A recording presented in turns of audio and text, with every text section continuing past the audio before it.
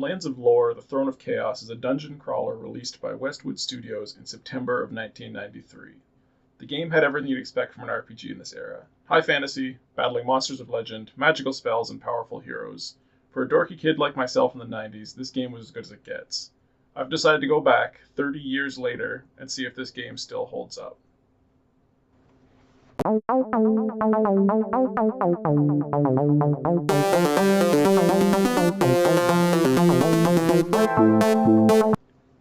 This game is kind enough to give us a lore video to explore the world thus far in the lands.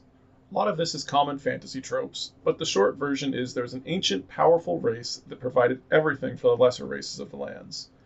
This age ended with the War of the Heretics, which resulted in the destruction of the ancient race.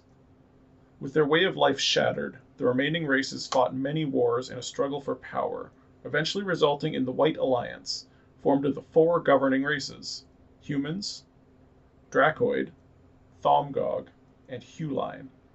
Of course, there is always darkness that the light must vanquish, and the Dark One, leader of the Dark Army, opposed the peace and prosperity brought by the White Alliance.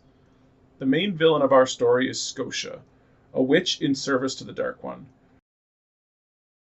The game opens as any RPG might, with your character creation screen. From here we get to decide how we want our adventure to unfold. The four choices we have are Dracoid Mage, a human fighter, a Hewline Rogue, or another human who balances all stats. Each one offers a slightly different gameplay experience, and interestingly enough, each is fully voice acted with different lines and reactions to their environment. Being a certified cat fancier, I chose the Hewline Rogue, as they're really just budget Khajiit. Also, just look at the Dracoid. He looks like he spent a few too many hours on the beach, not the kind of appearance you want representing the kingdom. Coincidentally, according to the wiki, this is the canon choice. You have to respect a game that makes their canon character not the basic bitch human with balanced stats. After character creation, we drop right into the game, with it choosing to give us a super zoomed in view of one of the knights. Well animated, but quite unsettling. The gameplay of Lands of Lore is very simple. You have your UI surrounding the screen, including your party, inventory, movement controls, and a window showing your character's viewpoint. Everything in this game can be completed with the mouse. A keyboard can be used to speed up movement a bit, but it isn't required. Combat and magic is as simple as getting what you're aiming at in front of you and hitting the corresponding button. After exploring the castle a bit and checking in with the shops, we are given the task of finding the Ruby of Truth, the only thing that can break the enchantment on Scotia's shape-changing powers. Before leaving, we are given the Magic Atlas, which is essentially an auto-map. It is absolutely invaluable in this game's maze-like dungeons, as you'll see later on. Outside the castle, we encounter Scotia in the form of a young woman. When we refuse to help her gain entrance to Gladstone, she turns into a crow and flies off. I'm sure that won't be a problem later. Our first encounter with combat comes in the form of a bandit in the woods asking for our money. Your money or your life. We dispatch him with great prejudice and make our way to the marina for a ride to the southern woods. Once across the lake, we make our way through the woods to the inn. There we find a companion, Timothy of Gladstone. He appears to be an elf, though I don't know that elves are mentioned in this game, so maybe he's the last of his kind? That's my headcanon anyway. Before leaving, we decide to barge into a stranger's room and are rewarded with a compass. The moral of the story here is to barge into strangers' rooms, and they will likely give you sweet rewards. Be sure to subscribe to my channel for more life hacks. With Timothy in tow, we head out into the woods and make our way to Roland's Manor. Shockingly, in the woods full of orcs, the house containing the only thing that can stop Scotia has been attacked. The manor is small, but just lousy with orcs. After defeating their leader, we find Roland in a hidden chamber moments from death. He lets us know the ruby has been stolen. In honor of his valiant sacrifice, we steal his life savings on the way out of the house and leave his horribly butchered corpse to be feasted on by rats and beetles. When we return to Gladstone, we find Dawn fighting off Scotia, who has used her crow form to enter Gladstone and put the king into some sort of coma. Scotia is scared off, but the damage is done. So to delay the king's death, he is put into a protective magic stasis. At this point, we lose Timothy as a companion, and he is replaced with Bakata, the four-armed Thomgog mage, who will be an invaluable part of the team for the rest of the game. After this party change-up, and being given a proper spellbook, we are sent off in search of the Drowarkle, who can apparently help us heal the king. The magic book we are given is super simple, letting you select a spell from the list and use each party member's magic ability to cast. We will fill this book with new spells throughout our adventure. Most of these spells just have a different animation and do more damage while costing more mana, but it's nice to have the option to use different spells. Leaving Gladstone, we come upon a sealed cave just outside. The wall opens and we're in our first real dungeon crawl, the Droricle's Cave. Inside, we find some pretty standard button switch puzzles, holes we can fall in, and most importantly, a race of rat people that apparently have a strange hierarchical society. See, when we come in, there are a bunch of feral, naked rat people that attack us right off the hop. But further into the caves, there are rat people with clothes wielding staves, locked away behind a door that I could only describe as a jail cell. The real mystery here is, why are there two distinct tiers of rat men? And more importantly, why are the more civilized ones locked in a cage while the wild ones roam free? What the hell happened here? There are some questions that science will never answer. Moving right along, we find a room filled with 3 egg sacs. One's filled with goo, one has a skeleton, and one has a woman named Laura inside. She is very thankful for the rescue and informs us she is here to join the Droricle as a servant. She joins our team to assist in the search. Continuing to move through the cave, we find an emerald eye and a sapphire eye. One is in the hands of the feral rats, and one is in the hands of some cavemen we found further in the cave. Now, during my playthrough, I didn't even realize it, but each of these leads to a different path through the caverns. And what you experience changes based on the direction you choose. It's not much of a change, and not the sort of choice you see much in this game, but it is a nice addition to have alternate paths. Our path eventually leads us to the Droricle's lair, where the red beast and his robed assistant await. The Droricle looks suspiciously like Diablo, so I'm not sure why we trust him, but we don't have much choice in the matter. Not even death can save you from me. The robed figure declares we will receive no aid without a proper offering. Returning to the caves, we find a cubby to put a dagger in. After doing this several times, the wall opens, revealing a massive horde of cavemen to fight. Once we clear them away, we find the cubby they were in to be quite small, containing nothing more than a chest. It really makes you wonder what the hell they were all doing crammed in there. Leaving yet another mystery to men greater than myself, we smash open the chest like a Neanderthal to find a new spell and a jeweled dagger. Just the sort of thing hulking red prophet demons need. Returning to the man himself, he tells us what we need in a riddle, because just telling us straight up wouldn't be as much fun. First, you must butcher the creature whose flesh has never lived. Next, you must see the sweetness of your enemy. Your third ingredient must be collected from the deadly depths. Lastly, you will need powders taken from the heart of your mother. This has been inscribed on a scroll for you. Big Red gives us our riddle on a piece of parchment, Laura says goodbye, and we get the heck out of there. Exiting the cave, we are ambushed by a host of orcs. After our experience in the caves, these prove little trouble, but there is a bad feeling that something has happened to Gladstone in our absence. Approaching the castle, we find Timothy mortally wounded. He lets us know that the Dark Army has destroyed Gladstone and stolen the body of King Richard. The only way to save him now is to collect the 4 pyramid keys, create the elixir, and rescue him from the clutches of Scotia. Quite the quest. Timothy fades away, and we decide to leave his corpse for the squirrels to eat. Further exploration of the woods leads us to discover Victor, the castle blacksmith. Whoa, what can I do for you? We find that he slipped away from Gladstone with Dawn. She's apparently gone ahead to Oppenwood, so we take the ferry across the lake to catch up. We find Oppenwood once again overrun with orcs and other beasts. We carve our way through, finding a few useful items, and eventually end up at the Gorka Swamp. Here, we find the titular Gorka, some sort of frogman swamp people. For once, they don't attack on sight, and let us know that as long as we respect them and the swamp, we don't need to be enemies. Super cool. In the swamp, there are instant death pits and poison gas clouds, something that is refreshingly not overused in this game. Neither prove too much of a problem so long as we stay alert, and we soon learn the sinkholes can be made safe through the use of the freeze spell. The Iceman cometh. The swamp has lots going on. We find a witch doctor here first, who's willing to decipher the Droricle's riddle for a price.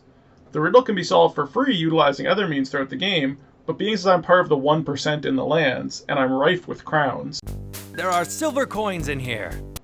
I decide just to pay for answers. The first ingredient is simple: swamp water. We grab some on the way out. Next in the swamp, we find the chieftain of the Gorka, and he has the Ruby of Truth. Apparently the Gorka got it from some orcs they killed in their swamp. He says we can have it if we retrieve their ceremonial crown from some tree monsters. Seems like a fair bargain to us. So we go, get the hat, and return it to the chieftain. No big deal. Being a swamp horror of his word, the chieftain gives us the Ruby of Truth. Finally, we have what we initially needed. We put it on and get out of the swamp.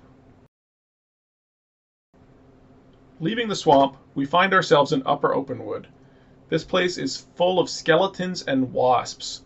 So many wasps. What is that? What is that? What is it? Oh, no, not the beast! Not the beast! Wandering around, we find a green skull and some emerald blades, both of which will be useful later. We also find the second ingredient of our elixir, hornet honey. Trying to go north here has us bumping into Scotia again, who decides to be a real dick and block the way with a scary red fence. We leave that path for now. Going south, we eventually find our way to the Urbish Mines. For now, we just cut right through the mines and don't descend any deeper, instead coming out back into Lower Oppenwood. Here, we find a caravan containing Dawn. Talking with her, she gives us her pyramid key to Richard's shield and tries to get Bakata to abandon us.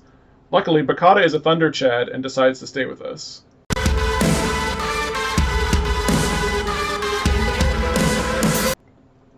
Properly debriefed by Dawn, we return to the Urbish Mines. Entering the mines, we come across a giant purple worm that seems to be invincible to normal damage, and attempts to get close with him cause him to rumble our weapons out of our hands. Lucky for us, something we picked up in the woods will do just the trick. That green skull from earlier causes heavy magic damage to this beast at a range, and a few uses later, the creature lies dead.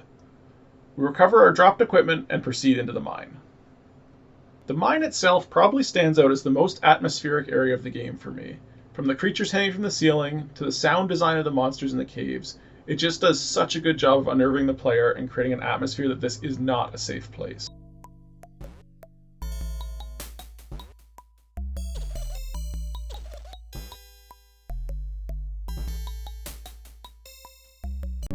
God sakes. On top of that, this is where the dungeon design really kicks off its maze-like quality. And the puzzles are just next level. We have fireball traps, pit trap puzzles, minecart sections, broken machinery requiring repair, and even save a trapped miner. The amount of content and gameplay in here is pretty staggering for a game that released in 1993 and is essentially a point-and-click adventure RPG. I spent hours in here, and I didn't really overstay its welcome.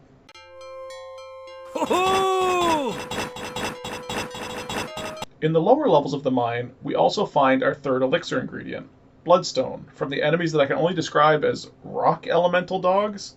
Good stuff. Finally making it to the bottom of the mine, after draining the water from the lower levels, we find Paulson, the member of King Richard's court who went in search of answers in the Urbish mine following the king's fall. He joins our team, adding his pyramid key to our collection, and more importantly, giving us Valen's Cube, a magic device capable of absorbing and dispelling certain magic. This will allow us to breach the barrier put up in the northern woods. Once we are through the barrier, we find ourselves in the Wyvale Woods. We explore around some and pretty quickly discover another barrier erected by Scotia. However, the worry there is short-lived as we find another cube on a rather burly orc in the northern woods. Exploring around, we find a few places of interest here, including the White Tower. That place the Drawruckle said we could build the elixir. We are still missing the final ingredient though, so we decide to leave that for later. We also find Castle Chimeria, Scotia's lair where she has likely taken King Richard. Unfortunately, the bridge is out with no other obvious alternate path, so for now we leave. With our newly acquired cube in hand, we decide to break through the barrier and see what lies beyond. This proves to be a terrible decision that I will explain a bit later on once we arrive in the White Tower. For now, we proceed past the barrier and find the city of Wyvale. This place is a hotspot of activity. We find Victor here, our blacksmith friend. Whoa, what can I do for you? We catch up with him and then explore what else the city has to offer. There's also a Fletcher, but being loyal to our buddy Victor, we decide not to support his business. We find an inn with a rather odd-looking character.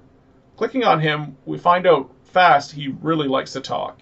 Mostly he lore dumps about the origins of Gladstone, Wyvale, and Scotia. With our ears thoroughly talked off, we moved on to find Jaren, the king's advisor, in some sort of city council. He is a complete ass to us and tells us not to bother him until we have the cure in hand. Our final stop in the city is to the alchemist, who just happens to be Laura's aunt. She is eager to help us as repayment for helping her niece, and gives us the final ingredient to our cure. With all 4 ingredients in hand, it's time to return to the White Tower and finally assemble our cure. Arriving at the White Tower, we find it guarded by Amazon warriors on the first floor. They are immediately hostile. Exploring around a bit, we eventually come across a prisoner. Chatting with him, Bakata recognizes him as a thief that was caught in Gladstone Keep and banished. We get to make a moral choice here, whether to free him or leave him to his fate. Being good sorts, we decide leaving him locked up in a tower is a bit harsh for a simple thief. He gives us a ring and goes on his merry way. There are silver coins in here.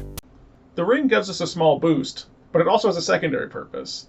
We can use it in a puzzle to open up a path to the Queen of the Amazons. She really doesn't like us and says she's going to feast on our hearts. She proves to be all talk, and we take her down quick. She has a key and some other random items. Continuing our exploration of the tower, we go to the sub-level, a rather unremarkable place, but the resting spot of the Crucible of Faith, a head-shaped cup we will need later to mix our cure. Moving up, we go to the second floor. There are some pit-based puzzles and fireball traps here, but nothing too remarkable.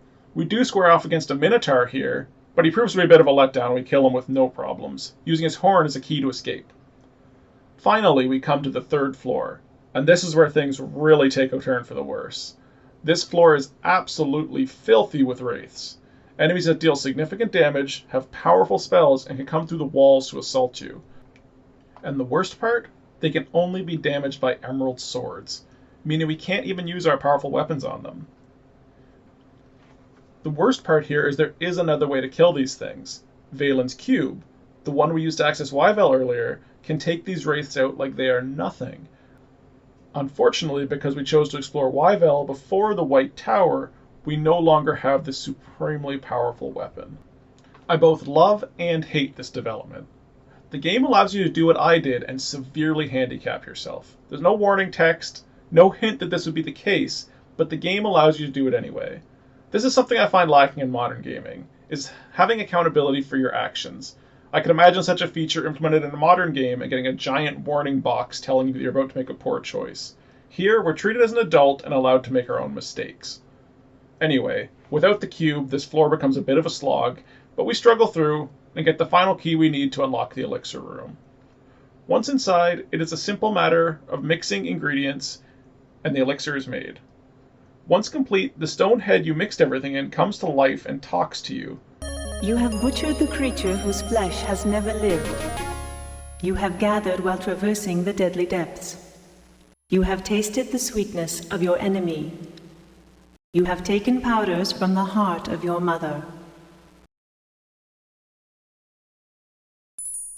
A truly disturbing scene, but we have a cure. Now we just need the last 2 pyramid keys and to get it to Richard. The end of our quest is getting near. We return the cure to Jaron and ask for his pyramid key, but in true Jaron fashion, he decides to be an asshat and insists he will only give the key to Dawn. You fucking donut. We go to return to Dawn and find her waiting for us outside Openwood, saying her caravan driver is dead.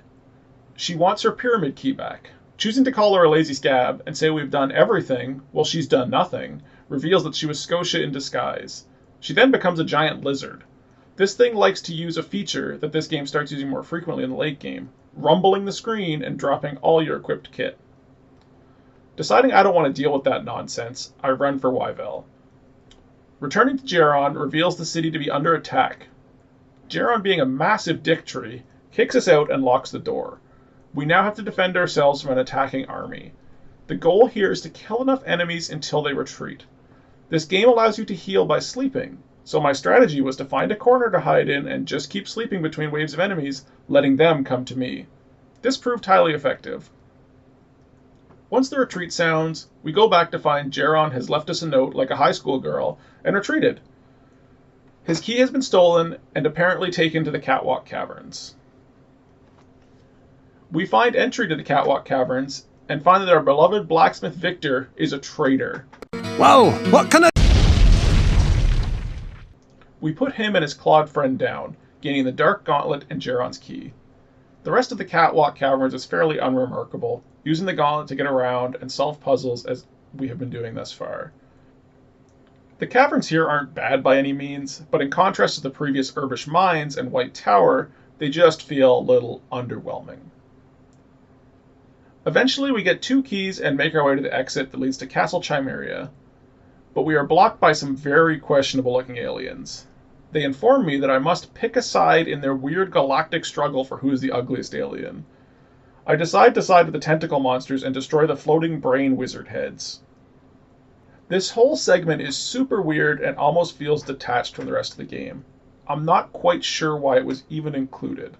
Essentially we're just going through this very red, very big dungeon, killing these guys until they're all dead.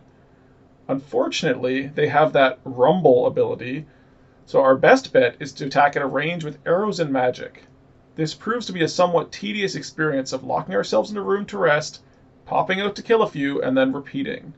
The good news is that I use so much magic here that I end up leveling my mage stat not once, but twice in this segment alone. Maybe this was added as an excuse to buff your character before the final stretch, but who am I to say? Maybe a dev just really wanted aliens in his fantasy game. We also pick up Nathaniel's key here, which leads me to believe that he somehow died to monsters down here. Unless I missed something, this guy gets pretty much no description and an off-screen death. Sucks to suck, I suppose. He was sort of an unremarkable character anyhow. After a long while, we are declared victorious by the tentacle monsters, given a reward and some fighter levels, and sent on our way to the final stop, Castle Chimeria. Castle Chimeria is probably, unfortunately, the worst part of this game. At this point, I was feeling pretty ready to save the king and kill the witch, but this game had another 2 hours of its most obnoxious puzzles and enemies in store for me before I could swing that sweet killing blow. The first level of Chimeria is more ghosts, which proved much easier this time due to finding a Velen's cube in the dungeons. I was filled with such regret that my time in the White Tower could have proven this simple. There are a few switch puzzles here and a couple statues we will need later to free the king from his imprisonment. Dawn is also imprisoned here in a ball for some reason. Oddly enough, we can free her with a diamond we found in the dungeons below. From what I can tell, this has no effect on anything, but you get feel-good points for letting her out. The level ends with us losing our mini-map and compass and having to navigate a pit maze. This part was probably the most tedious of the game. At face value, doing a maze with no real sense of direction isn't too bad, but the obnoxiousness level is cranked to 11 by the addition of spinning tiles, completely disorienting you every few steps. Also, multiple areas of this puzzle require you to find hidden walls to progress. 1 out of 10. Would not recommend. My disappointment is immeasurable, and my day is ruined. Level 2 of the castle is nothing special, but it is massive. Possibly one of the largest maps of the entire game. There are huge numbers of giant spiders on this floor that constantly respawn. They also have armor melting abilities, so I took off my armor for good measure. I think fighting giant acid-spitting spiders naked is probably the manliest thing I can imagine. There's lots of treasure on this floor, and King Richard is found in a side room. However, we're still short 2 statues before we can fix him up proper. One is found on this floor rather unceremoniously. The last is found on the 3rd floor. Eventually we make our way to level 3, which is a giant maze with huge toads and traps. Scotia is also here, but she's locked away in the center where you can't get at her yet. Let me in! Let me in! The toads here will use that rumble attack to steal your equipment, so it's best to just avoid them. I did kill one using some consumables, and it proved satisfying, but sorta pointless. There is a math-based puzzle here to get our final statue, but really it just boils down to pressing a button a couple times. With all the statues, keys, and the cure in hand, we can finally combine it all to save the king. We jump down a pit to return to level 2 to discover an absolutely ungodly amount of enemies have respawned, but we hack our way through to the king. I spent longer than someone with a functioning mind should have figuring out the light puzzle to free the king, placed the pyramid keys, and cured him. He wakes up, thanks us, and gives us the Shard of Truth. He refuses to come with us to help. Apparently being horribly poisoned and encased in a magic prison for days makes you weak. He does ask for a weapon. I have no idea if this has an effect on anything, but I give him my jeweled dagger, being as I've fully transitioned to ranged and magic at this point. Also, since he's the king, I figured he'd want something ornate. All that we have left now is to get back to the 3rd floor and take out Scotia once and for all. Once back on the 3rd floor, we find her lair, needing 2 keys to access, the gold and the silver key. We have the gold key, found earlier in a random chest, but we're missing the silver key. There is another puzzle up here we haven't yet solved. There are 4 alcoves, 1 each for armor, jewelry, a weapon, and medicine. Uh-oh. Upon inspection of our inventory, we don't have any medicine. Unfortunately, mana potions don't count. This leads to the saddest backtrack of the game in search of a potion or an herb. We backtrack all the way out of Castle Chimeria to the dungeons where we fought those aliens. And we're in luck. A healing salve we left behind earlier. I really hope this counts as medicine. Unfortunately, this is before the age of fast travel, so we need to make our way back through the dungeons and 3 levels of Chimeria. The worst, most enemy-heavy dungeon in the game. Sad. The 1st floor isn't so bad until we hit that maze again. The game has the audacity to once again remove my automap and force me to complete the maze from scratch for a 2nd time. Sad. Next is level 2, with significantly more enemies than the first time we went through. Half an hour of enemy clearing later, we make it back to level 3. We dodge the massive toads, finish the puzzle, get a key to open a chest elsewhere on the floor, get the silver key out of that chest, and finally open the door to Scotia. Before squaring off against the witch herself, we combine the Ruby of Truth with the Shard of Truth, creating the almighty Whole Truth. With this in hand, we listen to Scotia's villain speech. Once the fight kicks off in full, we hit her with the Whole Truth before she can shape change. This locks her into her human form. A few minutes of beating an old lady later, she dies in a super weird pose while cursing us. We are congratulated by the Court of Gladstone, and the credits roll. Lands of Lore holds a special spot in my memory as one of my first experiences into high fantasy in a gaming environment. Despite being too young to even fully understand what I was doing, I have nothing but fond nostalgia for this game from my childhood, and coming back to it now really brings back a lot of those feelings from my younger days. The game does hold up remarkably well for something that's hitting its 30th birthday this year. It ran surprisingly smooth using the integrated DOSBox launcher that comes packaged with from GOG. Besides a few tweaks to allow for recording, it really was just install and play, which is often not the case with games this old. The gameplay also holds up better than most games from this era. The game is 95% controlled by the mouse, making control simple and responsive. The game didn't have me fighting with a dated control scheme that was so common in many games from this era. The gameplay loop was fairly simple, having your chosen hero move through dungeons, collect powerful loot, solve puzzles, and gain power in pursuit of a powerful villain. While there is nothing groundbreaking here, Lands of Lore puts these fantasy staples on display in an engaging and exciting way. The gameplay was certainly simple, but there was enough variety in weaponry, spells, and enemies to keep me invested. The game even offers multiple starting classes, allowing you to replay the game in vastly different ways. And while the path through the game is mostly linear, there are choices to be made throughout to add some variety to subsequent playthroughs. I would be remiss to call the game perfect. There is definitely some fall off to the quality in the closing hours of the game. The segment in the dungeons where you choose to fight for an alien race before Chimeria felt very distanced from what was happening in the rest of the game, almost as though it was shoehorned in as filler. Chimeria itself, while not inherently bad, felt a bit like it made the game overstay its welcome. Coming out of the siege from Wyvale and fighting through the caverns, I was ready to save the king and face down Scotia. Chimeria felt like a lot of over-the-top puzzles, far too abundant enemies, and the cardinal sin of forced backtracking.